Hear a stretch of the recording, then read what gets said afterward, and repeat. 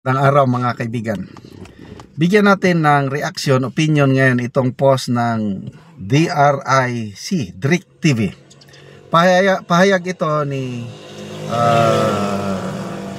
journalist Ramon Tulfo laban kay DP Inday Sara. Ito po ang pahayag ni Ramon Tulfo. Sabi niya, niloloko na ni BP Sara ang taong bayan ng harap-harapan, pero di pa rin nila alam. Ramon Tulfo. Okay. Ang alam kong background nito, bakit ganyan ang payag nitong Ramon Tulfo is dahil ito sa survey ng Pulse Asia na kung saan pinakamataas si BP Sara, kung hindi ako magkakamali, trust rating niya is 55%, approval rating niya is 56%. Or nagkabaliktad, basta 55, 56. Samantalang si Pangulong Marcos Jr., ang kanyang trust rating is only 33%, approval rating niya is 29%. Or pwedeng nagkabaliktad, basta. So, nagtataka itong si Ramon Tulfo. Bakit? Sabi niya, niloloko na kayo ni BP Sara.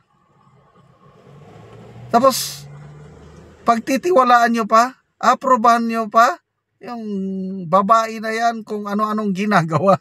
Ganyan. Itong si Ramon Tulfo, napakasama ang tingin niya sa ating minamahal na BP Sara. Kaya, galit na galit siya nung lindol. Kailan ba yung lindol sa Davao? October pa ito eh. Nagbisita ang Pangulong Marcos Jr. doon sa Manay, Davao Oriental. Nagkataon ang Manay, ito pala ang birthplace o lugar ng mga Tulfo. Pagbisita ng Pangulo doon, ang mga tao, ito anong ginawa? Sinigawan pa naman ang Pangulo ng Sara, Duterte. Sumisigaw sila ng Sara Duterte. PBBM ang bumibisita. Ay galit si Tulfo. Irespeto nyo naman ang ating Pangulo, mga kababayan ko sa Manay. Bakit ganyan kayo? Yon, binatikos siya ng taga Manay. Dami niyang batikos. Mamaya bumilta si Tulfo, tinawag niyang, kalimutan ko yung term, basaka. Basta para bang uncivilized. May term sila sa kanilang lingwahe doon na mga uncivilized kayo. Wala kayong pinag-aralan. Bakit ganyan ang aksyon nyo? Ganyan.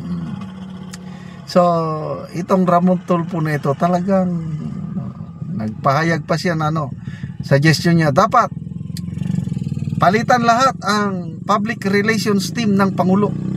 Hindi sila epektibo.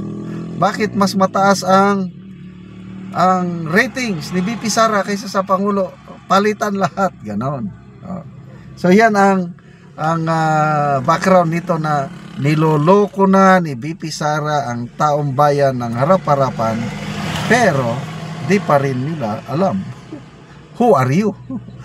Pilitin mo ang mga tao. Yun ang gusto nila. Pagtiwalaan nila ang BP Sara.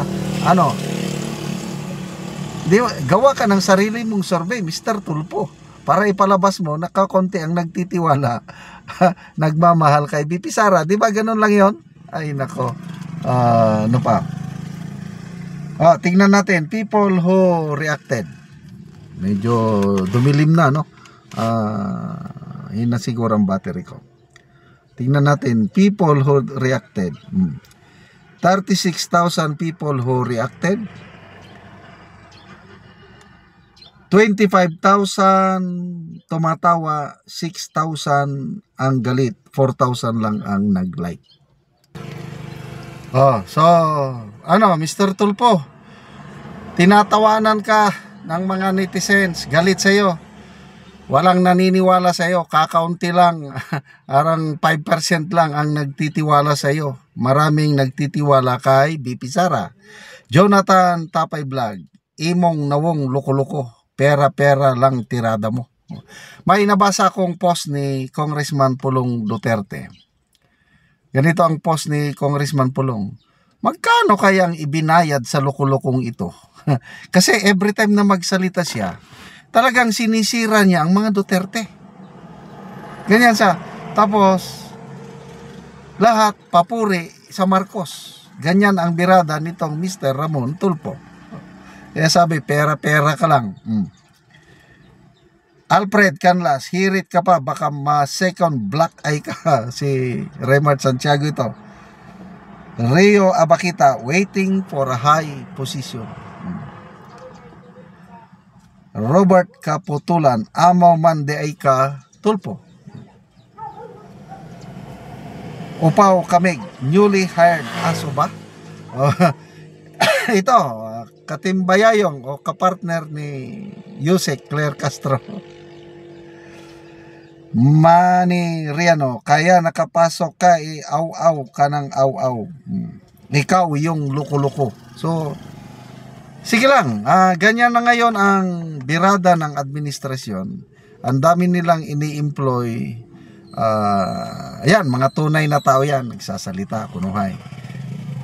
Maliban sa mga tunay na tao na ginagamit na paninira kay BP Sara o sa mga Duterte, yung trolls nila, grabe ang kanilang trolls para sirain si BP Sara in time for 2028 presidential election. Kaya lang, kasabihan nga, you can never put a good man or woman down.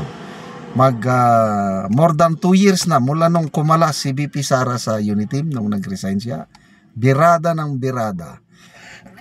Demolition job, putik kaliwat kanan binabato sa kanya. So nung umpisa, bumulusok din ang rating ni BP Sara.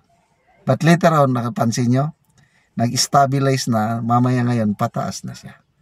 So, sige, sirain nyo pa ang aming minamahal na BP Inday Sara.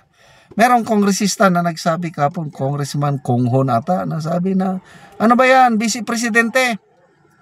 Nagkakabaha, lunod tayo dito.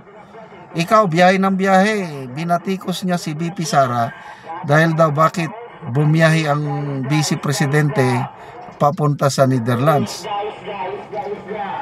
Pasensya na kayo, may nagtitinda ng isda.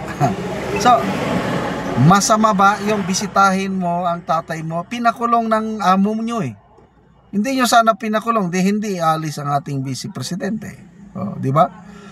Okay, salamat mga kaibigan sa inyong pagsubaybay sa ating channel. Nakakatulong kayo ng malaki sa tribong Talanding ng Bukidnon dahil ang income natin sa channel na ito is pantulong po sa tribo. Namimigay tayo ng livelihood assistance sa kanila, nagpapatanim ng saging lakatan at Arabica coffee. Panoorin niyo ang video na ito. Karon na anak ko diri sa tanom ni Uncle Artemio, so maga-espresya. Ug karon mo na ni ang itsura sa iyang kape nga upat na kabulan na anay mga sanga. So maayo gid ang tubo sa iyang kape.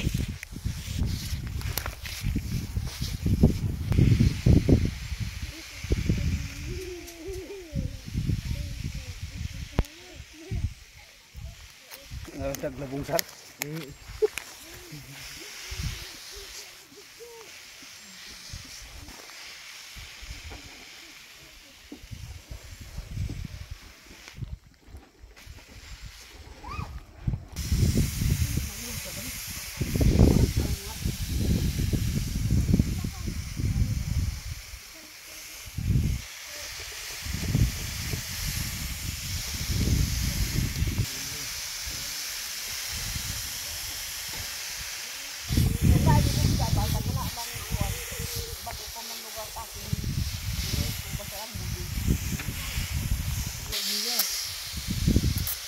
Kaya kurahi pag ginday sa nakin tag mabuyadan.